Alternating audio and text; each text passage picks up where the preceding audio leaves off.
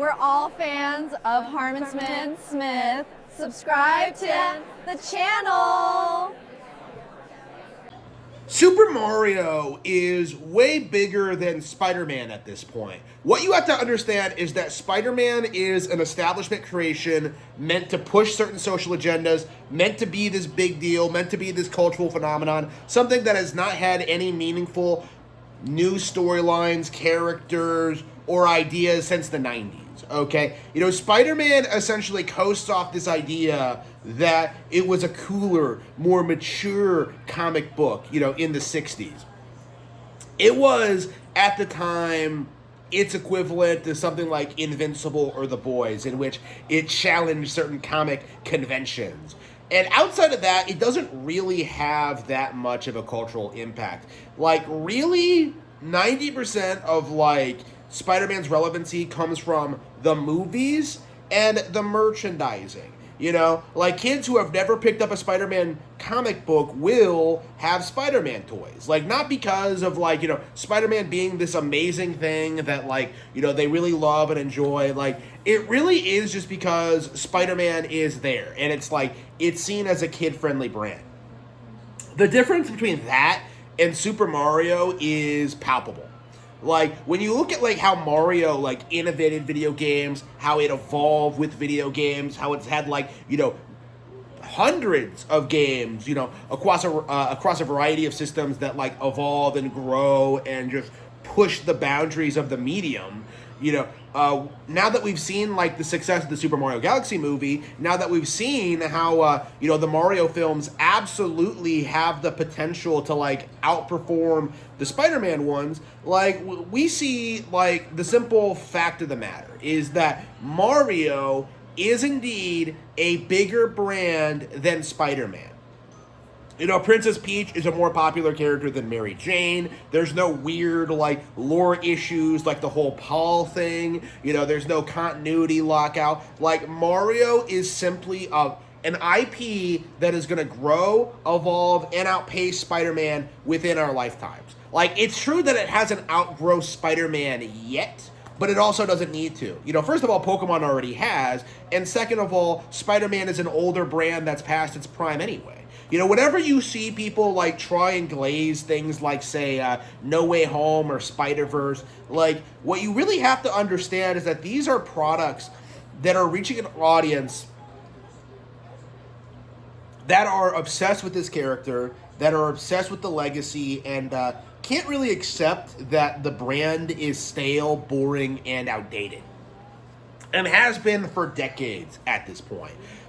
Spider-Man is something that is coasting by on its, old successes with no real innovation, no real growth, and no real potential. It's kind of shocking, seeing how badly something like Super Mario Odyssey has outperformed Spider-Man PS4 and Spider-Man PS4 2. Okay?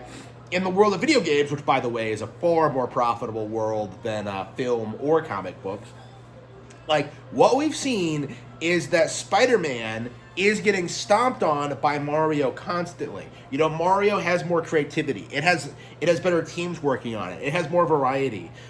Spider-Man as a whole is just kind of coasting by on nostalgia and this idea that it's a cultural icon.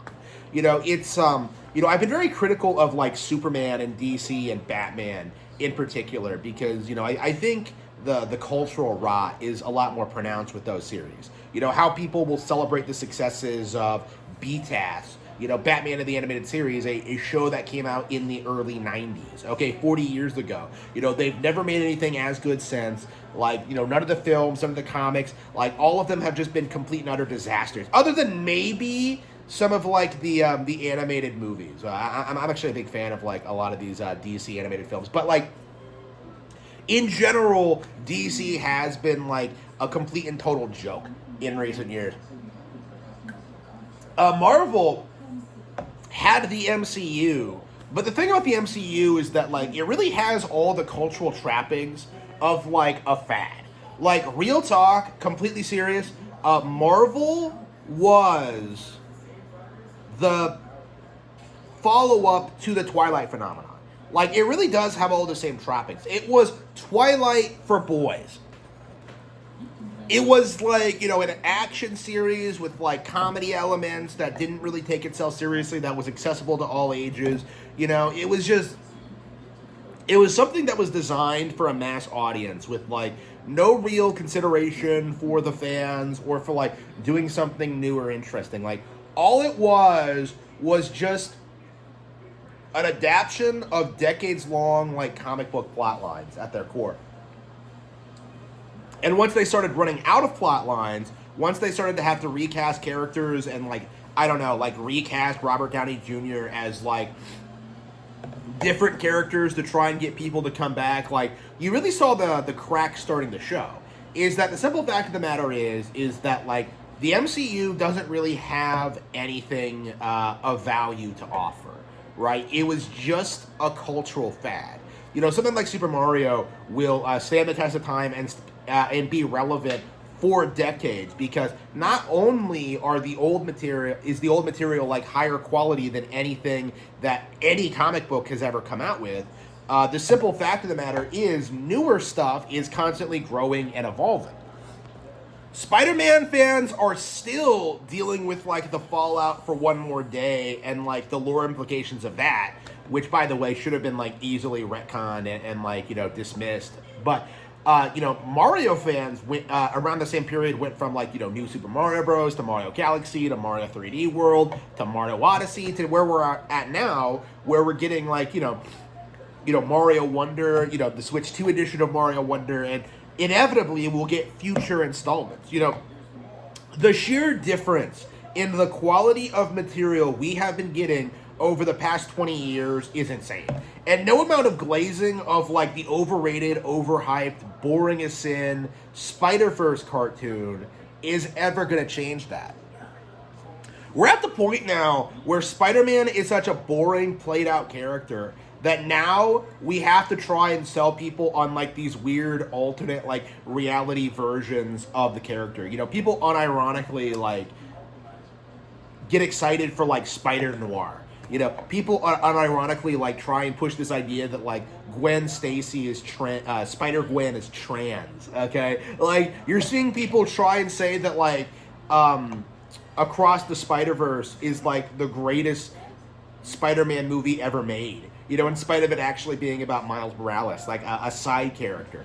You see things like this, and it becomes this issue of just like, why exactly would anybody take this brand seriously? And it really does just come down to like, an inability of the audience to kind of grow up and move on. They are nostalgia-blinded boomers. Like, it really is the Disney adult phenomenon for comic book fans. And in fact, Spider-Man is owned by Disney. So Marvel fans are legit Disney adults. Stan Lee and Steve Ditko are dead. Spider-Man has no future. There are no like classic comic book authors to bring back and like revitalize the character. It's essentially a stagnant IP that it's coasting by on like past successes and nostalgia. People still like overhype and glaze the Sam Raimi trilogy when, people like me who grew up with it, understood that a lot of people had problems with Spider-Man 3. Even back when that series was coming out, people were having problems with it. Even back then, people were having problems with like, how the characters were being utilized and like the films and all that. And like, we never really got a proper Spider-Man 4. Rebooting the series really at its core made no sense. But they had to do it. They had to do it to keep the grift going, to keep the money flowing, to try, and get people to care about what people, to care about this character. Like, and again, people are just unwilling to accept that Spider-Man is just an irrelevant character now.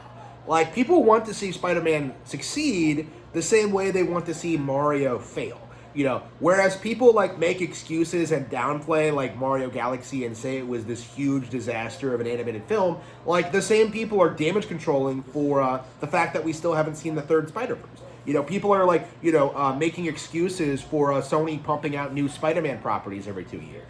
Okay, people are making excuses for like No Way Home, and how the entire thing, like No Way Home is very interesting. Because what has been the major complaint regarding the Mario movie since they came out? Like, oh, they're just references. Like, they're just references to other Mario games and other Nintendo products, and they don't really have any real, like, story beats or anything that really, like, feels organic or natural.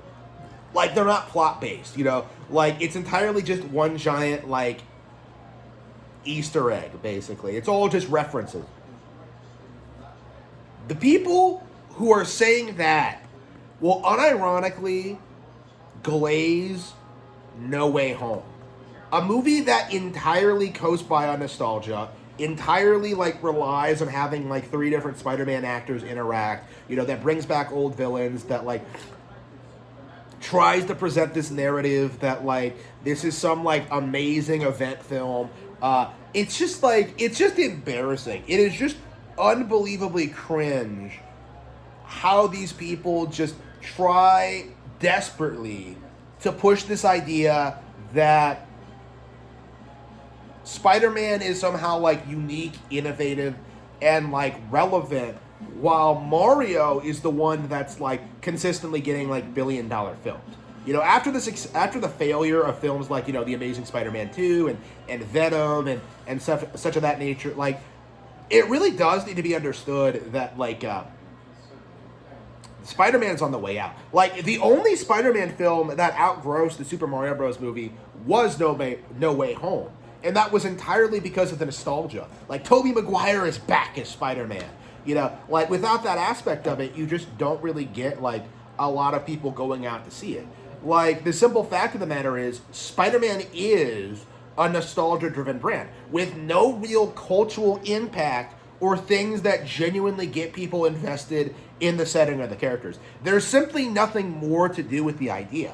Is that it is played out, it's boring, like, the creators just can't evolve the character. He can't be allowed to, like, get married or be happy, because that goes against, like, the core, like, established nature of the character. Like, realistically, Spider-Man should have had, like, ended a long time ago, and we all should have moved on from it, right? We all should have, like, followed new characters. But the simple fact of the matter is, Spider-Man is, like, it's too valuable of an IP to let die, and so they're going to milk it until it drops dead.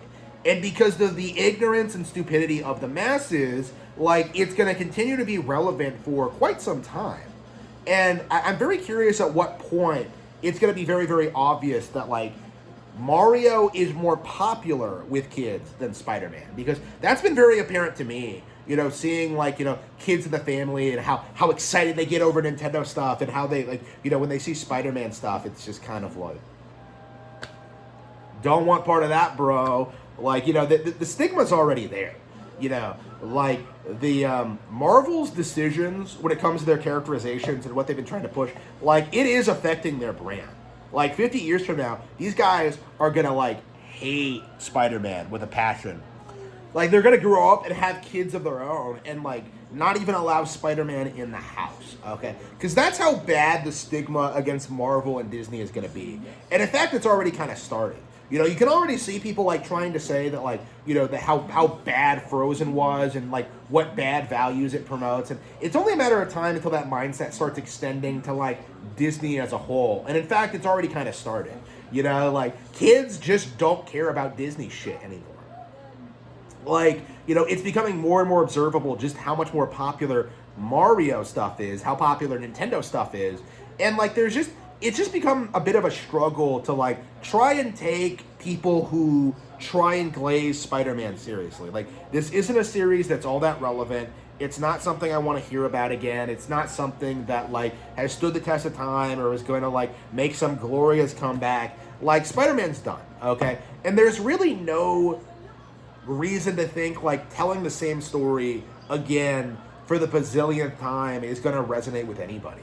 And we've seen with the Spider-Verse films that, like, doing the weird subversive thing of, like, of trying to be radically different, like, meta basically, of just like addressing all the cliches and the stereotypes, like we've seen how that doesn't turn a profit, you know. And people are glazing Spider-Verse now, but I do think in a lot of ways Spider-Verse kind of spells the death of the Spider-Man IP, in that it's becoming increasingly reliant on side characters. It's becoming increasingly reliant on side characters and properties. Like, it's not really growing or evolving in any meaningful way. And it's not really possible for it to grow and evolve. Like, Spider-Man as an IP is basically finished, and it's high time that we as a society acknowledge that.